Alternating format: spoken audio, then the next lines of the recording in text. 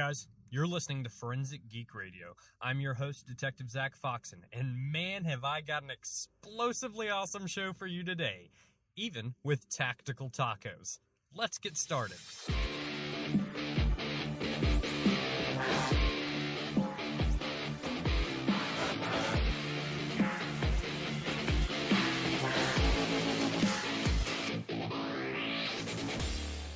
So, in our last episode, we talked about a mystery knife allegedly coming from the home of O.J. Simpson at the time that the house was being demolished.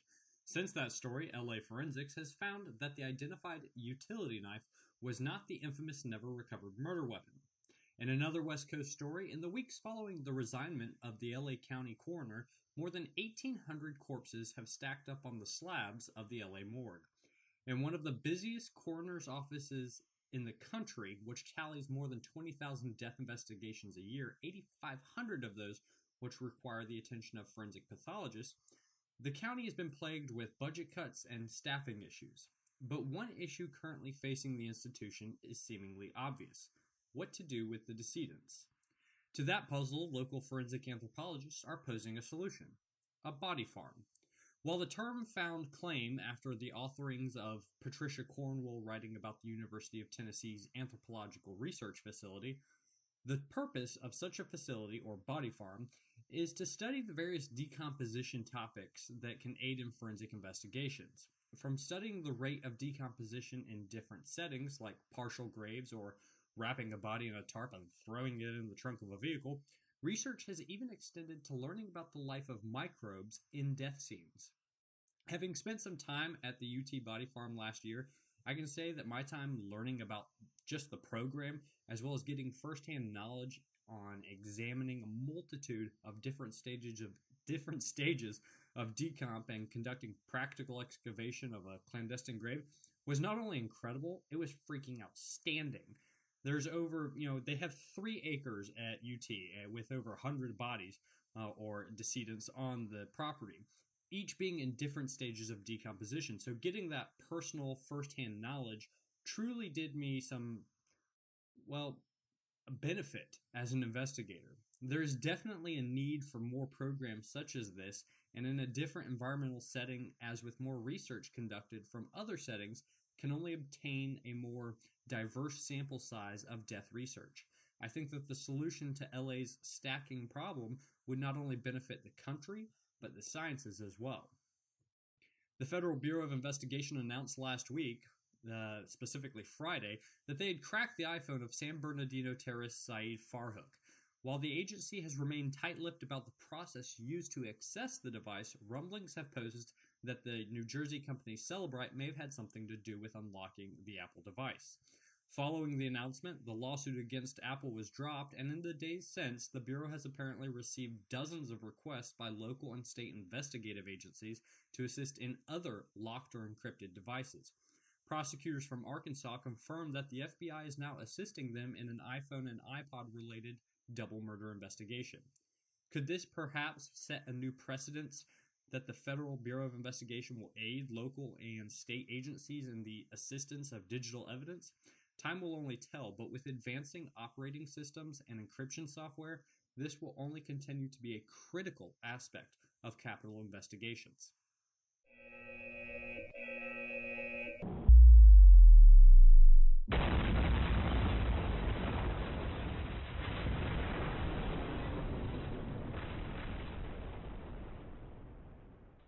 Hey guys, alright, so today we have an interview that I'm pretty stoked about, not even gonna lie.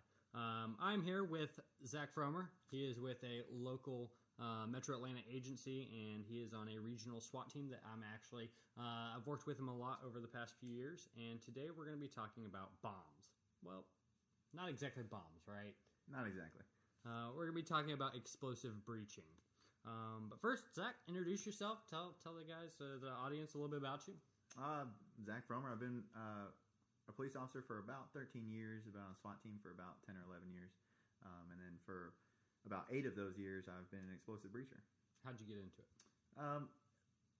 I'm not the biggest guy in the world, especially by SWAT team standards. Biggest. Now, mind you, Zac is probably one of the tallest people I know. How tall are you? About 6'3". Yeah, 6'4", but he's not big at all. I have height, but I don't necessarily have the arm strength that most breachers have. That's why quite often I get the nickname Noodles. However, even though I'm not always assigned to ram duty, I do like the science of breaching and directing energy and things like that, which is how I kind of got involved in the explosive breaching. When we decided to start an explosive breaching program, our commander at the time was looking for a couple people who had good attention to detail and kind of a good head on their shoulders for math and science and things like that. And it just, you hear the word explosive and automatically... Yeah, and automatically, like, you mean you're going to pay me to blow things up? Exactly. Okay. Exactly. So I jumped at the chance, and thank goodness I got chosen, so I got to go to some cool training and learn how to do some cool stuff. Awesome. So today, like Zach said, we're talking about explosive breaching. What is explosive breaching for a lot of people who may not know? Well, in the beginning, just now you said bombs, and that's what immediately comes to a lot of people's minds. They think bomb techs or they think building bombs. Bombs kind of have a connotation of, destruction, killing people, and things like that. Usually have frag involved and screws and nails and all kinds of terrible things that people put in them. Explosive breaching is basically using explosive material and non-explosive material directed in a certain way to accomplish a goal, and that goal is generally breaching. Breaching into a house, a business, whatever your target location is, to whether you're doing a hostage rescue, warrant service, whatever it is, to make it safer for the team and make it safer for any innocent civilians inside and effect arrest or complete the mission, basically. So getting into a location that otherwise might be unsafe in the entry of that location. So whether it's going through a door or a garage or a window or making your own door. Making your own door is generally the most fun. If somebody's on the other side of a door and they know the police are coming, they might be standing there with a gun just waiting, saying, I know they're coming, and they're going to shoot you when you come in, right? What we want to do is we want to put that person on the reaction. So there's all kinds of tricks and tactics that SWAT teams use, which are not new by any means, but I can certainly tell you that to put someone in front of that door, ramming that door, you better hope they get it on that first one or two rams, because that's just a big knock saying that we're coming. What we want to do is instantly get that door open and be able to throw that person for a loop. And some of your audience may have heard the OODA loop before. Observe, orient, decide, and act. Right? They observe, they orient, they decide, and act. Everyone does it. They do it for every single thing they do, little things and big things.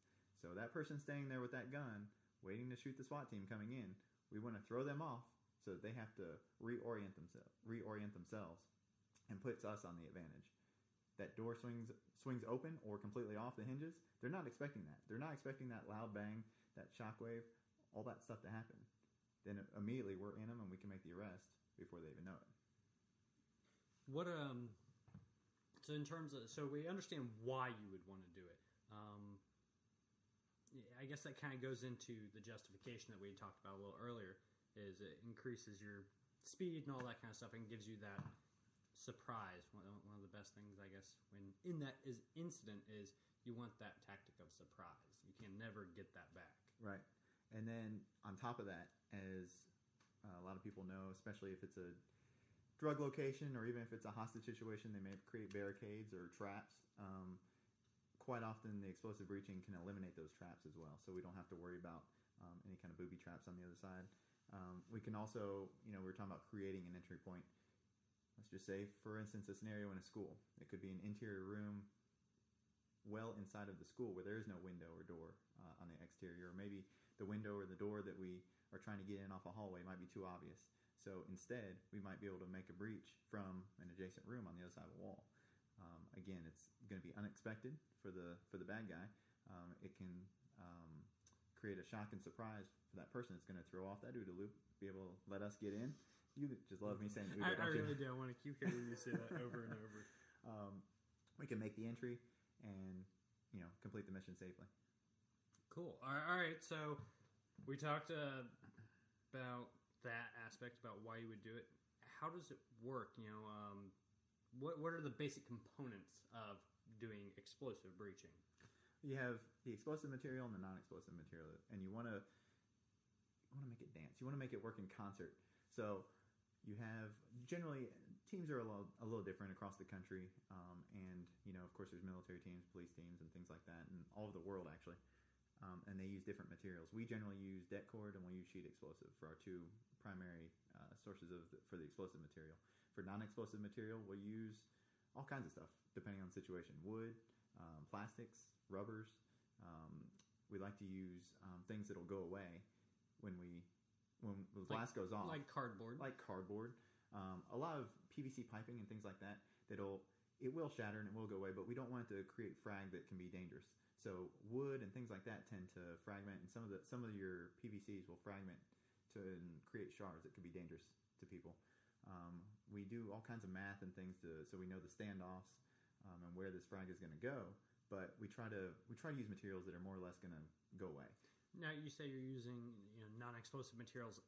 What are you using that material for? Is it for the construction of your device that you're making, or is it to direct the energies and what you're trying to accomplish? Yes, to all of it. All the above.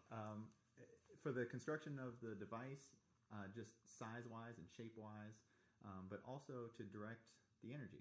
So one material that we use all the time is fire hose. Obviously easy for us to get. We go to our friends over at the fire department. They put fire hose out of service routinely as they get new hose and things like that.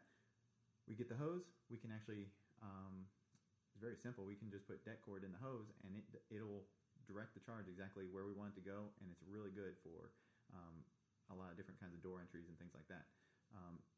There have been a lot of companies that have tried to replicate it by creating these really expensive materials and really expensive sleeves and things that you can buy, trying to replicate that, but it never works as good as the free fire hose we can get from the fire department.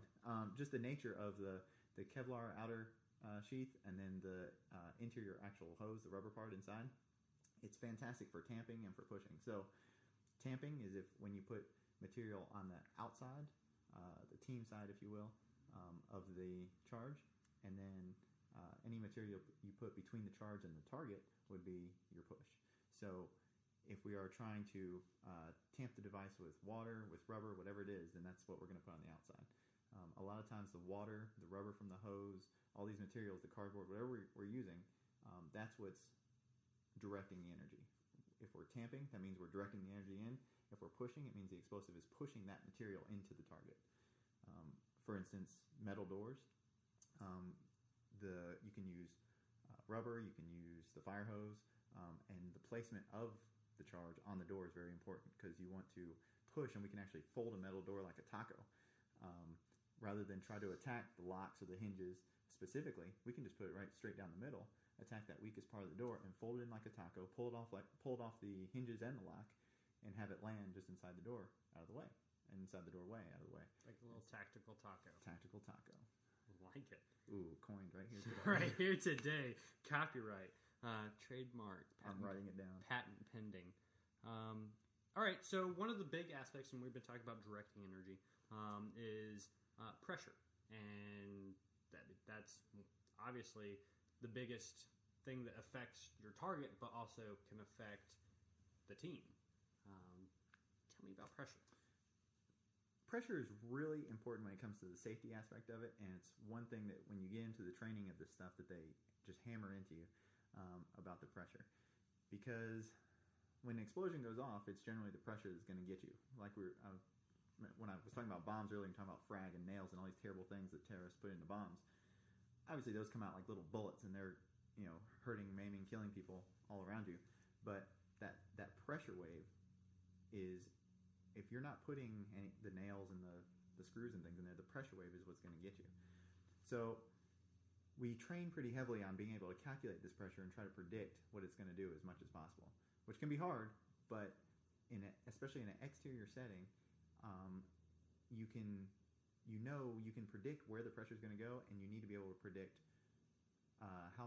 the PSI value basically of that pressure as it's coming out.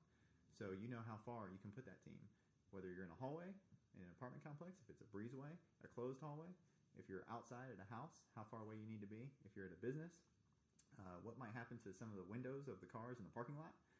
You need to know what kind of damage it's going to cause both to people and to property. Sounds like there are a lot of variables. It is a lot of variables and a lot to think about. So we can actually map out and get our good old piece of graph paper, and we can draw it all out. We can do the math, and we can draw a little rings out, we can actually take it to our commander and say, okay, this is the charge we're going to use. These rings right here represent our different PSI values. You're going to be at 10 PSI here, 5 PSI here, 3 PSI here at various distances. So I can tell you with reliability that the team should be outside this ring, and these cars that are parked in this ring, they might lose their windows. Anybody who's in this area could be damaged, could experience hearing loss or worse if they're any closer. So we need to keep people out of this area. And it helps the commander to be able to make a smart decision. That being said, that's an emergency situation. Hopefully we have enough time to be able to do that. Sometimes we don't have enough time to be able to get our graph paper out and actually do all that. Hold on just a second, please. And we'll carry the 1, 2. Mr. Hostage Negotiator, just hang on a second. Tell the hostage taker, just hang on just a second. But if it's a warrant service or something where we have enough time to plan, we'll do that. On emergency situations, we have to rely on our training and everything. We have spreadsheets. We have quick ways we can do the math and recheck them. We have a couple people recheck it quickly so that we can tell distances and how many feet away we need to be from things.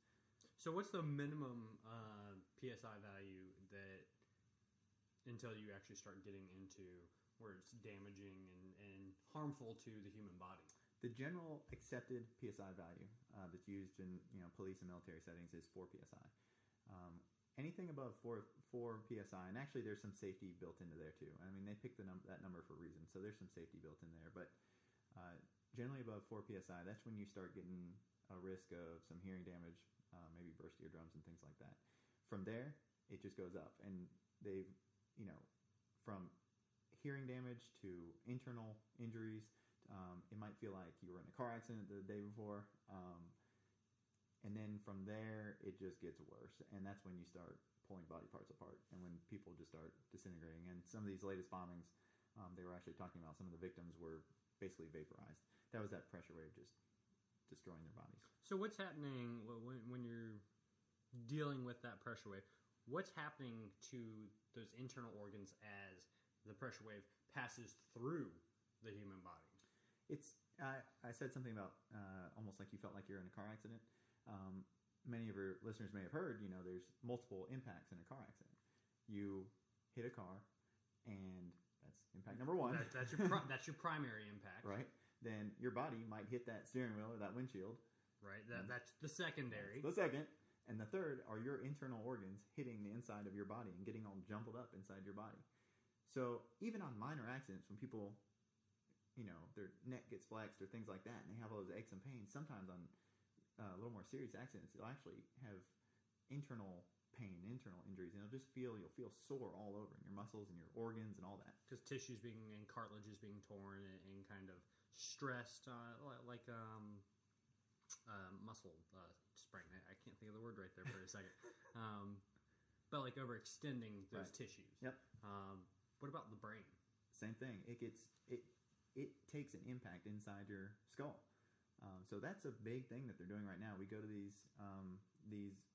conferences every year where we have doctors and folks from both in the private sector, the educational world, in the military world that are doing all these studies to look at TBI, traumatic brain injury, and how it relates to some of these explosive charges. Right. We were at GTOA last month, and that was a big topic. Was GTOA is Georgia Tactical Officers Association for some of our international listeners. But we were at this conference, and TBI was one of the huge topics that they were talking about in the first few days. It's so new, even knowing what they know now about TBI. And explosive breaching in general in the law enforcement community is relatively new. It's not brand new, but it's relatively new compared to military and some of these others. So a lot of these old military guys have been doing this for years and years and years. Now they're getting older. Some of them are passed on. They're able to study their brains, and they're seeing that there is some damage done. And of course, they were doing it back in the day before they really knew about this stuff. They didn't have the protective gear, shields and helmets and stuff, and they weren't wearing that when they were doing their training. It's not just operational. I mean, there's a lot of training involved here. So some of these guys are doing breaches, constantly, in training, or especially the instructors that are teaching these military units or teaching these police units. They're just getting rocked over and over and over again. Back before they knew what they know now about the math and the PSI levels and all this, they were, stick it on there, let's see if it works. And they were taking some big hits. And I can speak from experience. I've been hit before by a pressure wave. It was a little too much. And at the time, my partner and I were kind of like, that was kind of crazy, right? next day, both of us, I mean, just again, use that car accident analogy. It felt like we were in a car accident the day before. And you're no stranger to having those kind of injuries. What are you trying to say? Just saying, I may have heard a story about you being struck by lightning at one point. May or may not be true. And when we got hit with that, it was we had been breaching for a while. It's not like we were brand new breachers. We were doing some training down in a commercial building. We thought we had accounted for everything, and we did our math. We watched our angles. We actually went and made a couple turns into another room, and the lead line went all the way, pretty good distance, where we thought we were safe from the pressure wave. But that pressure wave can be unpredictable. And what actually happened here is, because it was an old commercial building, the ceiling had already been kind of taken out, so we didn't think about what would happen to the pressure wave that went up. It actually went up, overhead, bounced on the ceiling, and came back down onto our heads. We were actually both wearing our helmets, but still, you could feel it come down from the top and hit us. What are some of the techniques that y'all use to kind of combat when you're about to do a breach? I've heard things like keeping your mouth open. Does that actually help? What are some things that you tell the other SWAT team members to do when you're about to do the breach? That's a big thing, especially right when we start our program, and anytime we train or when we are doing an operation helping out another SWAT team that may not have explosive breaching capabilities, is we do safety briefs. And the shield cuts down on a lot of it. If you can get that shield up there, that's going to protect the team from a lot of the pressure waves. So, generally if the team's on a stack, we'll have the minimum safe distance that they're away from it. A good angle, maybe around a corner if possible. We try to get them as close as we can, tactically speaking, so we can get in there quick, since that's the whole idea. But distance, angles, and that shield are huge. We encourage everyone to keep their head down and make sure they have their helmets on. We don't want people looking over the shield and going, "Oh, what's going on over there?" Because they want to see the breach. It's very exciting to look at, but we try to have some cameras on it or something so that we can watch it later, so that people aren't trying to look. Because we don't want a piece of that wood or a piece of that door or something to come back and hit them in the face, or that pressure wave. The mouth open thing comes from trying to equalize the pressure inside your body and outside your body.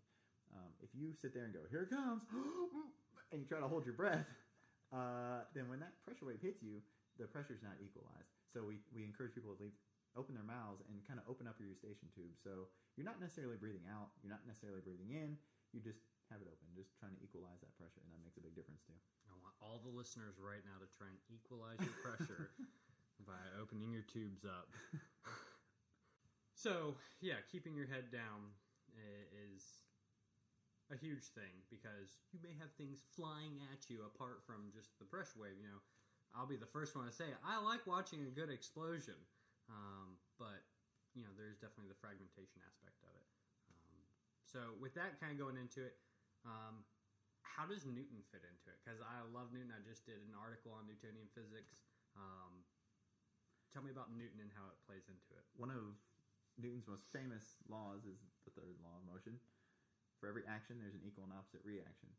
So I'm going to use that fire hose as an example. If we're doing a fire hose charge, it's going to fold the door, knock the door off the hinges, whatever we're trying to do, maybe make that tactical taco.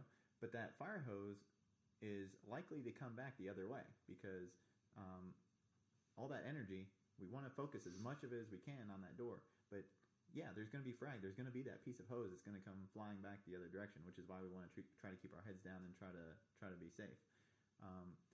But the whole purpose behind what we're doing is harnessing that energy and trying to have the action of the explosion going off, have the reaction of that be directed in a certain way to either cut a lockout or to fold a door or to blast a wall or whatever. Right. Just I totally just spaced out. I had a great. I started thinking about tactical tacos. I'm hungry now. I was gonna say tacos totally sound delicious right now. So, what kind of training did you have to go through? Was there a lot of science-based training? I mean, I guess it all kind of is science-based training. Otherwise, we wouldn't be on the show today. But what kind of training did you have to go in and go through, and kind of what you recommend towards listeners who have an interest in it and stuff like that? One of the first things they do, I've been to several different schools, obviously, on this stuff, and I'm glad that we got lots of different perspectives from lots of different other breachers and things like that. But one of the first things they do in a lot of these schools is they scare the crap out of you by showing you what can happen if you just go trying to screw around, or if you don't know what you're doing, and they show you some pictures and they talk about what it can do to your body and things like that. And of course, for the listeners, this is not a bomb making podcast, and I don't encourage anyone to go out there and try to build their own explosive charge, because if you screw it up, you will die. You will die. And there's a good chance that you're going to take someone else or a whole lot of property with you. There's this is powerful stuff, and without the science behind it, and without knowing exactly what it's going to do, and without the training and safety behind it, there's a very good chance that you or someone else is going to die. So, that being said, yes, the science, the math, they make sure you understand all this before you even step foot on the range to actually start building these things. You have to understand the formulas. You have to be able to do everything pen and paper every time. You have to, before they give you any kind of shortcuts or Excel spreadsheets or any of this kind of stuff, you have to understand the safety aspects of it. Absolutely. You have to be able to, the graph paper I was talking about, you have to be able to draw these charts, and you have to be able to understand it all before you ever start doing it. One of the tests they gave us at one of the courses I went to, the instructor parked his vehicle very close to our target location. They had a quote-unquote crack house, we'll call it. It was a house that they built there on the range for us to blow up in various capacities. And he parked his own vehicle there near it, and he said, okay, Team A, I want you to get in that door. Team B, I want you to get in that window. Team C, I want you to get in that wall. And I don't want any damage on my truck. And we're like, okay. So the pressure's on. He parked it pretty close. So the whole idea is the right charge with the right materials to accomplish that goal without going overboard, without damaging his vehicle, right? And that comes into knowing your explosives, knowing your non-explosive material, and being able to balance just right to get just the amount you need without going overboard with it. So we had to do it all on paper and show him he wanted us to come to him with it on paper first to show him that it wouldn't damage his truck. Sure enough, we all set off our charges. Everything was fine. No damage to his truck. If there was damage, I don't know what he would have done. I guess we would owe him a new paint job or worse. But it's things like that. And it gives you the confidence to know that you know what you're doing before you get out there and really start experimenting with it too much. Awesome. Anything else you'd like to tell the audience? Nope. Well, I want to thank you for being on the show. Everybody, Zac Frommer, using science to blow doors up. All right. Holes in walls. So, cool. Thanks, bud. All right. See you later. Well, guys, that's our episode. Special thanks to Zac Frommer for talking to us about explosive energy. Be sure to check out our newly updated website, forensicgeek.science, and a special shout out to my international listeners in Australia, Europe, the Philippines, and my friends up north in Canada and below the border in Mexico. Until next time, you're listening to Forensic Geek Radio. I'm your host, Detective Zack Foxen. Keep learning.